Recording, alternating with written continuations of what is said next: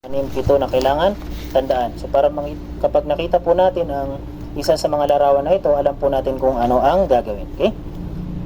At inshallah subhanahu wa ta'ala, didirekta po tayo sa pinakauna nating aralin sa araw na ito, inshallah subhanahu wa ta'ala. Ito po ang first chapter po natin. Okay? First lesson. First lesson po natin or pinakaunang aralin, ito po ang at-tahiyyatu wat-ta'arufu. Ibig sabihin ng at-tahiyya, yung pag-greet po natin. At-tahiyya, kung sa ibang relihiyon, minsan kapag umaga sinasabing good morning, sa hapon good afternoon, or sinasabing hi, hello. Yun po ang kanilang mga greetings. Pero pagdating sa relihiyong Islam, ang greetings po natin ay Assalamu alaikum. Mas mainam na kumpletuhin Assalamu alaikum wa rahmatullahi wa barakatuh, para makuha natin ang malaking gantimpala inshallah subhanahu wa ta'ala. So ibig sabihin, ang unang aralin natin ay at-tahiyyatu, paano magsabi ng salam, wat-ta'aruf. Ibig sabihin ng ta'aruf at yung pakikipagkilala. Okay, pakikipagkilala, nandito na yung conversation inshallah subhanahu wa ta'ala. So ang aklat na ito ay mag-umpisa po siya sa conversation. Okay, so kadalasan tinuturuan po tayo dito ng kung ano ang kinakailangan na ugali ng Muslim o Muslima, at ano ang ating sasabihin kapag mayroon tayong nakasalamuha na meet na bagong kakilala or kapamilya man natin or kapatid or hindi natin kilala or kaibigan natin na nasa relihiyong Islam. So una, al-ard, ito po yung una nating ibig sabihin al-ard, ito po binigay po sa atin ang una nating conversation. Al-hiwarul awwal, first conversation. Al-hiwarul awwal, first conversation. Unang pag-uusap, unang pakikipagpalitan ng salita. So natatandaan niyo po kanina yung pinaliwanag natin ng mga larawan. Ang una, itong nalagay po dito na mata, ibig sabihin ay unzur. Tingnan po muna natin ng mabuti ang larawan na nakalagay po dito. Okay, tingnan muna natin kung ano po ang nakalagay dito na larawan. Yan po yung ibig sabihin ng unzur. Pangalawa, wastami', at makinig po tayong mabuti. Ibig sabihin na makinig ng mabuti, nakikinig tayo ng wala tayong ibang ginagawa, wala tayong fino-focusan na ibang bagay. Nakikinig tayo ng nakafocus sa kung ano ang sinasabi ng nagtuturo. Yan po yung ibig sabihin ng wastami'. Pangatlo, wa'a'id. Okay, itong pangalawa may tinga wastami', at pangatlo wa'a'id. Ibig sabihin ay ulitin lamang kung ano yung tinuturo. Okay, mayroon po tayong tatlong instruction dito. Unzur, tingnan muna. Pangalawa, wastami', makinig ng mabuti. Pangatlo, wa'a'id. Ibig sabihin ng at ang a'id ay ulitin. Wa'a'id, at ulitin lamang ang sinasabi, binibigkas, tinuturo ng al-muallim. So ngayon sa al-hiwarul awwal, sa first conversation, mayroon po tayong dalawang lalaki dito. Meron tayong shakhsan, dalawang lalaki. Ang una ay si Khalid, pangalawa ay si Khalil. Una ay si Khalid, pangalawa ay si Khalil. So kapag nagkasalubong ang dalawa sa dalawang Muslim, ang unang sasabihin depende na po kung sino ang mauna sa kanilang dalawa. Depende na kung sino yung unang magsalam. Una ay i-greet niya po yung second person. Dito ang nauna ay si Khalid. So sinabi niya kay Khalil, Assalamu alaikum. Ibig sabihin ng Assalamu alaikum, sumaiyo ang kapayapaan. Okay, sumaiyo ang kapayapaan. Kung sa English, peace be with you. Sumaiyo ang kapayapaan. Pero mas mainam, kaya po nang binanggit natin kanina, mas mainam kapag tayo ay namibigay ng salam, kumpletuhin po natin. Pinakamas mainam ay kumpletuhin natin. So mas mainam na sabihin natin Assalamu alaikum wa rahmatullahi wa barakatuh. Assalamualaikum warahmatullahi wabarakatuh. At sumagot po dito si Khalil, yung second person. Ano ang kanyang sinagot? Wa alaikumussalam. At sumaiyo din ang kapayapaan. At mas mainam din na ang isagot natin ay kumpleto din. Wa alaikumussalamu wa rahmatullahi wa barakatuh. After po nun, ay nagpakilala po kaagad si Khalid. So depende po sa atin kung diretso po tayong magpapakilala or tatanungin muna natin ang pangalan ng second person. Okay? Kung tatanungin natin muna ang pangalan ng second person, ay pwede po natin muna siyang tanungin. Kung lalaki ang tatanungin natin, ang pagbigkas ay mas muka. Ibig sabihin, ano ang pangalan mo? Kung tatanungin natin ang isang lalaki lamang nakaharap natin. Kung tatanungin natin kung ano ang kanyang pangalan, sasabihin natin, mas muka. Ano ang iyong pangalan? So dito sa mas muka, marami pong nagkakamali dito. Sinasabi po ng iba na maismuka. Saan ba ang tama? Maismuka or masmuka? Naam. Una, ma, tapos ismuka. Okay, so pasensya na po pagkat hindi po ako makakasulat ng kapag straight mouse po yung gamit ko, nahihirapan po ako na. So kung halimbawa mas muka, tatanungin natin ng isang lalaki ano ang iyong pangalan. Ang iba sinasabi nila na maismuka. Dito nilalagyan po nila ng kasra, hamza at kasra. Sinasabi nilang maismuka, at maismuka po ay mali. Okay, mali po sapagkat ang unang letra sa salita na isim, ang kanyang unang letra ay hindi po hamzatul qat'i. Kapag meron pong hamza, meron pong ganyan, makalagay man siya sa itaas o sa ibaba, ang tawag po ng letrang iyan ay hamzatul qat'i. Hamzatul qat'i. Ibig sabihin kapag hamzatul qat'i ay hihinto po tayo sa kanya. Pero kapag wala, kagaya po dito sa isim, ang tawag po dito ay hamzatul wasli. Bakit po siya tinawag na hamzatul wasli? Sapagkat diretso lang po ang pagbigkas sa kanya. Wasl, diretso lang po. Hamzatul wasli, diretso lang ang pagbigkas sa kanya. So ang tamang pagbigkas po dito at ang tamang spelling din po ng isim or pangalan sa wikang Arabic, pag sinabi nating ismun, ito po yung name or pangalan. Yan po ang kanyang tamang spelling. Ganito po ang tamang imla. Nagumpisa po sa hamzatul wasli na may kasra, sin na may sukun at mim na may dhammatan. Okay, mali po kapag lalagyan po natin ng gagawin po natin hamzatul qat'i. Okay? Simpleng bagay lang po kung titingnan natin, sapagkat sasabihin natin pareho lang naman ang pagbigkas sa kanya. Okay, pero magkaiba po ang pagbigkas at sobrang mali po siya sa wikang Arabic. Kagaya po halimbawa sa wikang Ingles. Di ba kung sasabihin natin yung English ng tubig, water, halimbawa, water, ganito po ang kanyang spelling, di ba? Sa wikang Ingles, water. Ngayon, halimbawa, may magsusulat ng ganito. Halimbawa, sasabihin niya, ito ang tamang spelling, water, kasi same lang naman yung pag-pronounce, water, tapos dito water din, di ba? Kung ating pakinggan, ang dalawang ito ay pareho lang talaga kung paano sila bigkasin. Pero kapag isusulat natin ay napakamali po tingnan ng pangalawa. Okay? Mali po siya at minsan tatawanan ka po sapagkat wrong spelling ang ginawa mo. So ganito din po sa Arabic. Simple detail lang po. Dito hamzatul qat'i, mali po siya. So dito kailangan hamzatul wasli. Simple lamang po titingnan natin, pero malaki po yung kanyang epekto.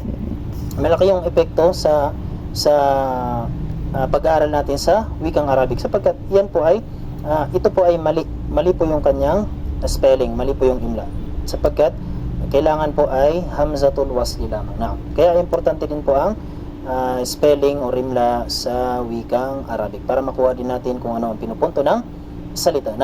So ang pagbigkas po dito ay diretso lang, masmuka. Mas. Masmuka. Kung tatanungin natin ang pangalan ng isang lalaki lamang. Naam. Masmuka. Kung halimbawa gusto nating tanungin muna ang kanyang pangalan. Pero kung gusto natin agad na ipakilala ang ating sarili, diretso na po tayo magsabi ng ismi. Kagaya po ng ginawa dito ni Khalid. Sinabi niya, ism. Kapag ismon, ibig sabihin ng ismon ay pangalan. Pero pag sasabihin mo na pangalan ko, ang pangalan ko, okay, alisin po natin ang dhammatan, palitan natin ng kasra, lagyan po natin ng ya na may sukun. Ang tawag po sa ya na yan ay yaul mutakallim. Ya para sa first person. So kapag sinabi nating ismi, kagaya ng sinabi dito ni Khalid, ang pangalan ko, ismi Khalid. Ang pangalan ko ay si Khalid. At tinanong niya si Khalil, Ismi. masmuka, anong pangalan mo? Anong sinagot ni Khalil? Ismi Khalilun. Naam. Ismi Khalil. Ang pangalan ko ay si Khalil. Ngayon, nagtanong na naman si Khalid, ang ating first person, sabi niya, Kaifa haluka? Kaifa haluka? Ang kaifa ay ginagamit po natin kapag nagtatanong po tayo ng kondisyon, kalagayan, or sitwasyon. Naam. Kaifa yas'alu 'anil hal. Ginagamit po natin yan para sa pagtanong ng sitwasyon, kondisyon, or kalagayan. Kalagayan ng bagay or maging tao. Naam. So kapag tayo ay magtatanong sa second person na isang lalaki, sasabihin natin na kumusta ang iyong sitwasyon, kumusta ang iyong kalagayan, or kumusta ka. Ang sasabihin po natin sa wikang Arabic ay kaifa haluka. At tandaan natin, ang kaf ay palagi po siyang fatha kapag lalaki. Kagaya po dito, masmuka. Ano ang pangalan mo, ikaw na isang lalaki? So dito, nagtanong, kumusta na ang iyong sitwasyon?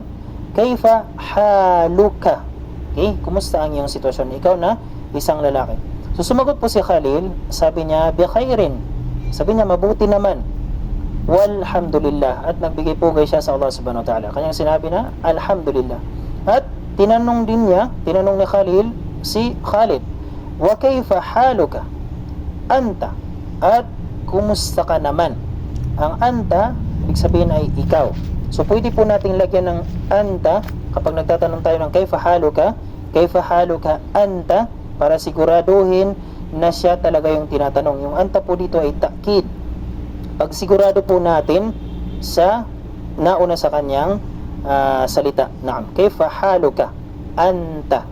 Naam. Sinigurado po na tinanong talaga niya si Khalid. At ikaw, ya Khalid, kumusta ka naman?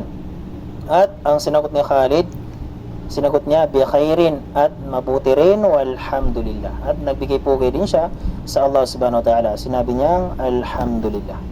Kaya at natapos po natin ang unang conversation between two persons, dalawang lalaki. Ngayon, dito po tayo sa, yung kanina po ay al-hiwarul awwal hamza. First conversation sa letrang hamza. Ngayon dito po tayo sa first conversation sa letrang ba. Okay, kanina ay dalawang lalaki, ngayon ay conversation na naman ng dalawang babae. So paano na naman kung dalawang babae ang magkakasalubong? Kung dalawang babae ang magkikita, dalawang babae ang mag-uusap. Ano ang kailangan nating baguhin? Ano ang kailangan baguhin kung ang second person or yung kausap natin ay isang babae? Ang instruction din natin ay ganon, unzur, at pangalawa, istami' wa a'id. Tingnan mo ng mabuti, tapos istami', makinig ng mabuti, wa a'id, at ulitin lamang. So kanina, doon sa itaas sa dalawang conversation para sa dalawang lalaki, after po ng class natin, pwede nyo po yung i-practice. Pwede po kayo maghanap ng inyong kaklase or kakilala kasama sa bahay at i-practice nyo po yun, yung conversation kanina, yung nagbigay ng salam at tinanong ang pangalan at tinanong ang kalagayan. So dito po tayo ngayon sa conversation sa pagitan ng dalawang babae. Ang unang babae, first person ay si Khawla, at second person po ay si Khadija. Si Khawla ay siya yung unang bumati kay Khadija, sabi niya assalamu alaikum, at mas mainam din na assalamu alaikum warahmatullahi ta'ala wa barakatuh. Okay? At sinabi ni Khadija, siya po ay sumagot na wa alaikumussalam. At the best, kung kukumplituhin natin, the best na pag-reply, pagsagot sa salam, wa alaikumussalamu wa rahmatullahi wa barakatuh. Pagkatapos po nun ay nagpakilala agad si Khawla. Okay, siya yung unang nagpakilala kay Khadija. Sabi ni Khawla, ismi Khawlatu. Ismi Khawlatu. Masmuki. Naam. So ngayon dito nalaman po natin ang kaibahan. Kapag babae po, isang babae ang tatanungin natin kung ano ang kanyang pangalan, yung fatha kanina na sa itaas, papalitan po natin ng kasra. Kung babae po ang tatanungin natin, kung isang babae lamang, Masmuki, Masmuki, ano ang iyong pangalan? Ikaw na isang babae. Sumagot po si Khadija, sabi niya, Ismi Khadijatu. Ismi Khadijatu. Ang pangalan ko ay si Khadija. At nagtanong si Khawla, Kaifa haluki? Kaifa haluki? Okay? Naging kasra din po ang kaf dito. Naging kasra ang kaf dito sa haluki. Kung kanina, kung isang lalaking tatanungin natin, kumusta ka? Kaifa haluka?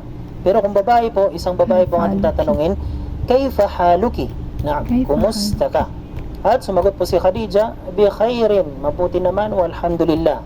At nagbigay po din po siya sa Allah subhanahu wa ta'ala, kanya pong sinabi na, alhamdulillah. At kanya pong tinanong si Khawla, wa kaifa haluki anti? So pwede na po kung sasabihin lang natin, wa kaifa haluki, pwede na po yun. At pwede rin po kung lalagyan po natin ng anti. Panigurado na si Khawla talaga ang kanyang tinanong. Wa kaifa haluki anti? At ikaw, kumusta ka naman? At sumagot si Khawla, bi khairin walhamdulillah. Bi khairin walhamdulillah. So ang napansin po natin dito, una, ano po ang kanilang kaibahan? Sa pag-greet, pagsabi ng salam, wala pong kaibahan sa pag-greet natin sa lalaki at babae. Assalamu alaikum lang din. Assalamu alaikum warahmatullahi wabarakatuh. Naam. Pero kapag magtatanong na po tayo ng pangalan, kung tatanungin po natin ng isang lalaki kung ano ang kanyang pangalan, sasabihin po natin, Masmuka. Kung babae po, isang babae ang ating second person, isang babae ang ating tatanungin, sasabihin natin, Masmuki. At ang pagsagot po, lalaki man or babae ang sasagot, wala pong pinagkaiba. Sasabihin mo lamang na, Ismi, halimbawa, ikaw na lalaki, halimbawa pangalan mo ay si Khalil, ang sasabihin mo ay Ismi Khalil. Kung halimbawa ang pangalan mo ay si Khadija, Ismi Khadija. Wala pong pinagkaiba. Ismi at idurugtong lamang po natin kung ano ang ating pangalan. Maging lalaki man tayo or babae. At kasunod, kapag tayo na naman ay magtatanong ng kalagayan, sitwasyon, okay, or kondisyon. Kapag lalaki, isang lalaki ang ating tatanungin, sasabihin natin, Kaifa haluka? Magiging fatha po yung dulo ng kaf. Kaifa haluka? Yan po kung isa lamang, isang lalaki. Okay, isang lalaki ang tatanungin natin, Kaifa haluka? Magiging fatha yung kaf. At kung babae naman, Kaifa haluki? Kumusta ka? Ang pagsagot po ay wala pong pinagkaiba sa lalaki at babae. Magsasabi lang po tayo ng bi khairin walhamdulillah. Naam, bi khairin walhamdulillah. At alhamdulillah, yun po, natapos po natin ang conversation sa pagitan ng dalawang lalaki at dalawang babae. Pwede nyo po yung i-practice inshallah subhanahu wa ta'ala. Mag-schedule po tayo. Ang gagawin po natin, pipili po tayo sa mga nakapag-rehistro inshallah subhanahu wa ta'ala. Magsasend po tayo ng link at tigdalawa lamang, tigdalawa-dalawa, or pwede po kayo yung pumili, pili po kayo sa inyong mga partner, pero kailangan ang partner ay babae. Good day, sir. I'm Kathleen Denise A. Paalisbo from BS Information Technology A1. So, this is my summary. So, ang aking napanood ay isang Atahayatu Watafaruf, or sa Tagalog or English, greetings or pagpapakilala. So, ang laman ng video ay nagtuturo kung paano makipag-usap gamit ang language ng Arabic at ang pagkakaiba ng pronunciation and spelling ng Arabic words depende sa kausap mo or babae ba siya or lalaki. So, yun lang po.